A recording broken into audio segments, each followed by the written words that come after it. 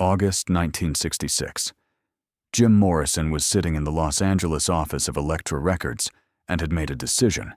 He would sign this contract, but he wouldn't play by their rules. On the table in front of him lay a thick contract file, 10 pages of legal jargon, clauses, sub-clauses. The parties agree that clauses. Morrison wasn't even listening as the lawyers explained the contract. His mind was elsewhere, in the poems he wrote at Venice Beach, in the Nietzsche he read at UCLA, in Rimbaud's manifesto that the artist rejects the rules of society. Morrison had formed the Doors to make music, not to make money. But now he was here, in a record company's office, about to sign their papers. And Morrison hated it, because Morrison knew. The moment he signed, he was selling part of his freedom. He sat across from Jac Holzman, the boss of Elektra Records, who was smiling and saying, "Jim, this is a great opportunity. We'll make you a star." Morrison nodded, but inside he was thinking, "I don't want to be a star. I want to be free." But the band members, Ray Manzarek, Robby Krieger, John Densmore, all wanted this deal. For them, it was success, a career move. For Morrison, it was a pact, like selling his soul to the devil. But Morrison would sign. Because maybe, just maybe, with this contract, he could get his message out to the world. Even Morrison didn't know what would happen next, but he had a plan in his head, a small, spontaneous, rebellious plan. If you want to learn how what Morrison did after signing that contract shook up the music industry, don't forget to subscribe to the channel. There were 10 people in Elektra's conference room. Jac Holzman and his 2 assistants, Elektra's lawyer, the band's manager, the 4 members of the Doors, and a photographer. Everyone was waiting for Morrison to pick up that pen and sign, because it had taken months to get to this point. Holzman had first seen the Doors in May 1966 at Whiskey A Go-Go and was immediately impressed. Morrison's stage performance was hypnotic, shamanic, dangerous, mesmerizing. Holzman met with the band's manager the next day and made an offer. A 3-year contract, 5 albums guaranteed, promotional support. But negotiations weren't easy because Morrison had conditions: creative control, no censorship, independent production options. Holzman agreed because he saw Morrison's potential. Now, in August 1966, the contract was ready, and Morrison was sitting at the table. The lawyer began explaining the contract. Article 1. The Doors will record 5 studio albums for Elektra Records within 3 years. Article 2. 15% of the royalties belong to the artist, 85% to Elektra. Article 3. Morrison wasn't listening. His eyes scanned the contract, but the words were meaningless. He saw only one thing: chains. This contract was a chain, binding him to a company, controlling him, commodifying him. Morrison had read Arthur Rimbaud's Jeu est un autre at UCLA. I is another. The artist creates his own identity, but society tries to seize that identity. And now Morrison was experiencing this. Elektra Records was trying to take Jim Morrison over, but Morrison would resist. When the lawyer finished the explanation, Holzman asked, "Jim, is there a problem?" Morrison raised his head, looked at Holzman, and said, "No, everything is clear." He was lying. Everything was unclear. Morrison picked up the pen, a ballpoint pen, blue ink, heavy in his hand. He opened the last page of the contract, found the signature line, artist's signature. Morrison touched the pen to the paper and wrote, "James Douglas Morrison." He finished. The signature was done. The Doors were now Elektra Records artists. Holzman jumped up, applauded. "Great. Welcome to the Elektra family." The secretary came in, brought champagne bottles, 3 bottles, expensive French champagne. Holzman popped the corks, foam spilled, glasses were filled. Everyone raised their glasses. To the Doors? To the future of rock music? Manzarek was smiling. Krieger was relaxed. Densmore was happy. But Morrison was silent. He raised his glass, brought it to his lips, but didn't drink. He just looked at the glass, the champagne, the bubbles. And he wondered, is this a celebration or a funeral? While everyone was drinking champagne, Morrison stood up. He turned to the table and picked up the contract. 4 pages, each with Morrison's signature. Holzman noticed. "Jim, what are you doing?" Morrison didn't answer. He reached into his pocket and took out his Zippo lighter. Silver-colored, old, scratched. Morrison flicked it open, pressed his thumb against the wheel. Spark. Flame.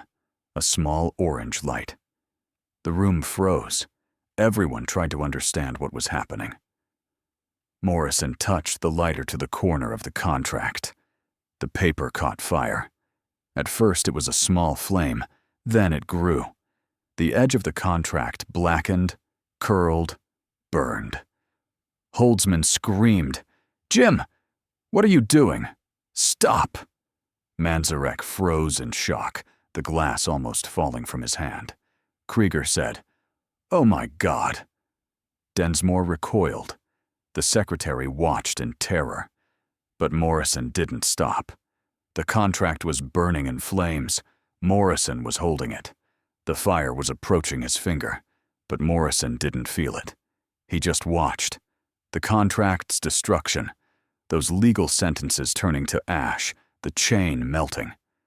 When the contract was almost completely burned, Morrison placed it on Holzman's desk. A pile of ashes. Smoke filled the office. The fire alarm didn't go off, but everyone's ears were ringing. Morrison turned to Holzman and spoke. "Art doesn't fit into contracts." His voice was calm, cold, resolute. Holzman couldn't find the words. His mouth was open, his eyes in shock, his brain not working. Morrison continued. "This paper doesn't bind me to you. Music doesn't bind me to you. I am free. The Doors are free. We don't make music for you. We make it for the world." Holzman finally managed to speak. But Jim, the contract, you signed it." Morrison cut him off. "Yes, I signed it. Because I have to play by your system. But it's not my system. I don't believe in your rules. This paper is just a symbol. The real power is in the music, the words, the performance. That's my turf. And no one can control me there." Morrison turned and walked to the door. Manzarek shouted, "Jim, wait!" But Morrison didn't stop. He opened the door, walked out, and closed it behind him. There was silence in the office, only the smell of smoke and ash. Holzman slumped over the desk. His hands were shaking. The lawyer came over. "Mr. Holzman, calm down. The contract is still valid." Holzman looked up. "What?" The lawyer explained. "Morrison burned the original contract, but we have a copy. Standard procedure: 3 copies of every contract are made. Morrison's signature is on record. The contract is legally valid." Holzman relaxed, but then he realized. Morrison knew this. Morrison wasn't stupid. Morrison knew there was a copy of the contract, but he burned it anyway. Because Morrison was sending a message, not to Holzman, not to Elektra, but to the music industry. The message was, "You can't control me." The next day, the news spread. Music industry circles were talking about Morrison burning the contract. Some laughed. "Morrison's crazy. He's ruined his career." Some were shocked. "Morrison is disrespectful, unprofessional." Others admired him. "Morrison is brave, a free spirit." Elektra Records made no official statement, but behind the scenes, Holzman told his staff, "Working with Morrison will be difficult, but it's worth it, because Morrison is different." The Doors band members talked to Morrison. Manzarek was the most upset. "Jim, what have you done? You've ruined us. Elektra could cancel the deal. Morrison replied calmly. They won't, Ray, because they'll make money. We'll make the album. They'll sell it. The contract is still valid. I just made a point. Krieger asked, What point? Morrison explained, We're not their slaves. We're partners. And partners speak as equals. Densmore objected, But Jim, you've pissed them off. There could be problems later. Morrison smiled. There already are problems. Problems with the system. I just made them visible. Morrison was right. The contract was valid. In October 1966, the Doors entered Sunset Sound Studios and began recording their first album. Holzman appointed Paul Rothchild as producer. Rothchild had heard about Morrison burning the contract and was concerned. Is Morrison out of control? But in the studio, Morrison was perfect, professional, focused, creative. Morrison sang the songs in one take. Break On Through, Light My Fire, The End. Rothchild was amazed. Jim, you're amazing. Why does everyone say you're difficult? Morrison replied, Because I don't behave the way they want me to. But when it comes to my music, I'm always serious. The album came out in January 1967. The Doors. It climbed the Billboard charts. Light My Fire reached #1. Elektra Records made a huge profit. Holzman didn't thank Morrison, but he accepted it inwardly. Morrison burning the contract wasn't a problem. It was a warning. And Holzman understood that warning. Don't pressure Morrison, because Morrison pushes back. In the years that followed, Morrison's relationship with Elektra remained complicated. Morrison insisted on creative control. Elektra wanted commercial success. Sometimes they clashed. Morrison wanted to put the 11-minute version of The End on the album. Elektra wanted it shortened. Morrison won. Morrison gave a controversial performance at the Miami concert. Elektra wanted him to apologize. Morrison refused. In every conflict, Morrison reminded them of the same thing, the day he burned the contract. The message, I don't belong to you. And Elektra backed down every time because they knew Morrison's power. Morrison satisfied his fans, sold albums, drew crowds to concerts. Morrison was valuable, and Morrison knew it. Morrison's contract-burning act was not just a spontaneous rebellion. It was an expression of Morrison's deep philosophy about art and commerce. Morrison was studying Nietzsche at UCLA, and one concept in particular had influenced him: the Übermensch, the superhuman. According to Nietzsche, the superhuman rejects society's rules, creates his own values, charts his own path. Morrison saw himself as an Übermensch, not a rock star, but a free artist. And a free artist does not bow to contracts, corporations, or money. Morrison also read Arthur Rimbaud, and Rimbaud's I Am Another theory shaped Morrison's own understanding of identity. On stage, Morrison created the persona of Jim Morrison, the Lizard King, the shaman, the rebel. But offstage, Morrison was just Jim, the poet, the thinker, the observer. And Morrison wanted to separate the two. The contract, however, sought to merge them. The name Jim Morrison was written on paper, and both identities belonged to Elektra. Morrison rejected this. Morrison was also influenced by Antonin Artaud's theater of cruelty theory. According to Artaud, real theater should disturb the audience, shock them, awaken them. Morrison applied this to rock performance. On stage, Morrison wasn't just singing. He was performing a ritual, putting the crowd into a trance. And this ritual was uncontrollable. It couldn't be contained in contracts. Morrison was telling Elektra, "You can sell my albums, but you can't sell my soul." Morrison burning his contract was the physical manifestation of this message. Fire, a symbol of purification, destruction, rebirth. Morrison was burning his old identity, the obedient artist, and creating his new identity, the free rebel. Morrison's act set a precedent in the music industry. In the years that followed, many artists took inspiration from Morrison and resisted their own contracts. In 1969, John Fogerty, leader of Creedence Clearwater Revival, launched a legal battle against his record company, Fantasy Records, demanding creative control.